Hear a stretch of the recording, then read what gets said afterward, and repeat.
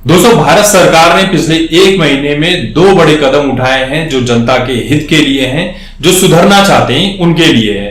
तीसरा भी बड़ा कदम उठाया जाना चाहिए। तो ये तीन कदम कौन से हैं जिसके लिए सरकार की बहुत ज्यादा तारीफ हो रही है?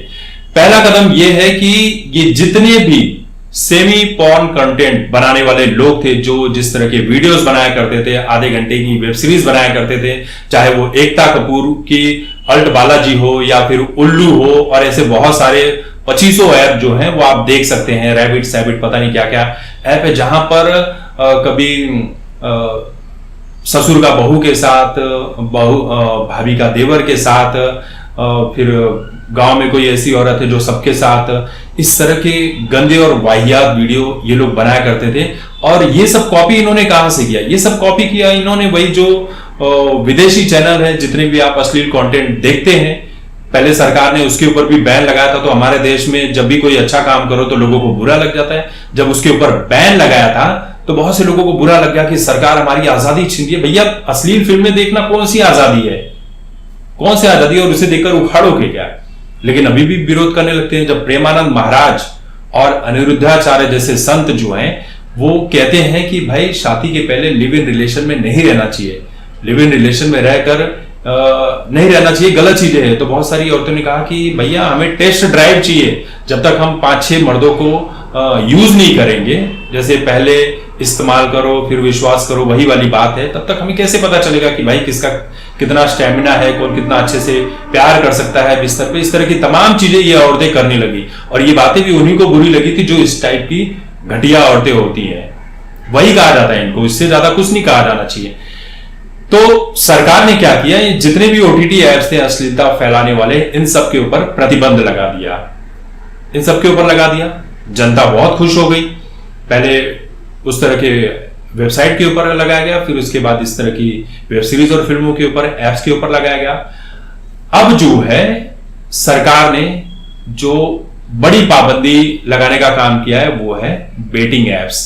यानी कि ये जितने भी चाहे धोनी हो, विराट कोहली हो, ये लोग जितने भी बेटिंग एप्स का प्रमोशन करते हैं ना, जिसको खेलकर, चाहे ड्रीम 11 हो या वो 11 हो, एमपीएल हो, ये सारे एप्स क्या करते हैं या रमी सर्कल, ये इस तरह की जो ऐप है, इसमें क्या होता है, आप 49 रुपए, 50 रुपए, 20 रुपए, 100 रुपए लगाकर ये सोचते हो कि आप करोड़पति बन जाओगे।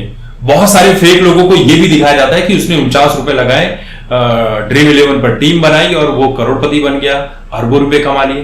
तो हम जैसे आम लोगों को लगता है कि यार हमें भी एक ट्राई करना चाहिए, 49 रुपए ही तो है। लेकिन वो जुए की लत इतनी खराब लत होती है कि हर बार आपको उम्मीद देती है, क्योंकि कभी कभी 20 रुपए, 25 रुपए, 10 रुपए जीत भी जाते हैं लोग, तो इस उम्मीद में लगाते हैं कि यार हम कुछ बड़ा करेंगे। तो बहुत सारे ऐसे भी महानुभाव लोग थे जिन्होंने 8 लाख, 10 लाख, 50 लाख, करोड़ों रुपए तक लगा दिए। किसी ने अपने घर को गिरवी रख दिया, तो किसी ने अपने बीवी बच्चों तक को गिरवी रख दिया, ऐसी भी खबरें आई। तो बहुत सारे लोग बर्बाद हो रहे थे। अभी इस तरह का प्रमोशन करने के लिए एलविश यादव के घर के ऊपर बेटिंग एप्स का प्रमोशन किया था भाई साहब ने, तो उनके घर के ऊपर भाऊ गैंग ने फायरिंग भी की जबरदस्त तरीके से। तो सरकार एक बिल लेकर आई, और बिल लेकर आ रही है, इसके ऊपर चर्चा चल रही है कि अब इस तरह के ऐप्स जो हैं वो नहीं दिखाई पड़ेंगे, नहीं चलेंगे। और क्या क्या लेकर आएगी, उसमें क्या क्या भाई चीजें होंगी, वो तो बाद में पता चलेगा।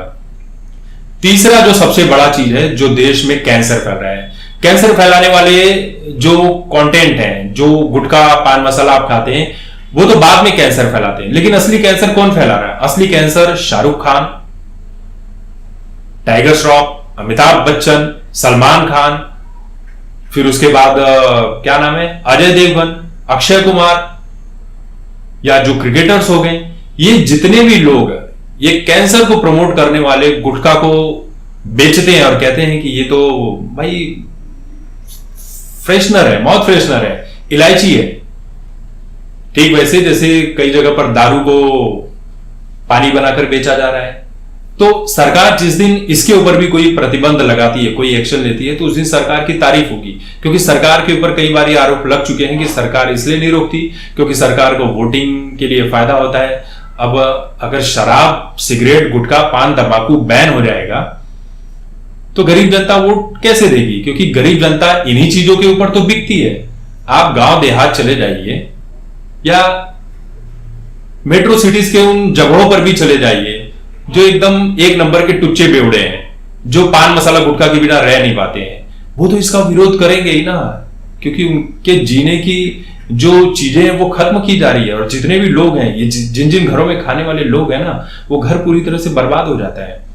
एक बार घर में किसी को हो गई कैंसर जैसी बीमारी तो पूरा घर बर्बाद हो जाता है, लेकिन उसके बाद भी लोग इसे खाना नहीं छोड़ते हैं। तब तक नहीं छोड़ते जब तक उन्हें वो चीज हो नहीं जाती, पूरा परिवार बर्बाद होकर सड़कों पर नहीं आ जाता है। तो सरकार को इसके ऊपर भी सोचना चाहिए।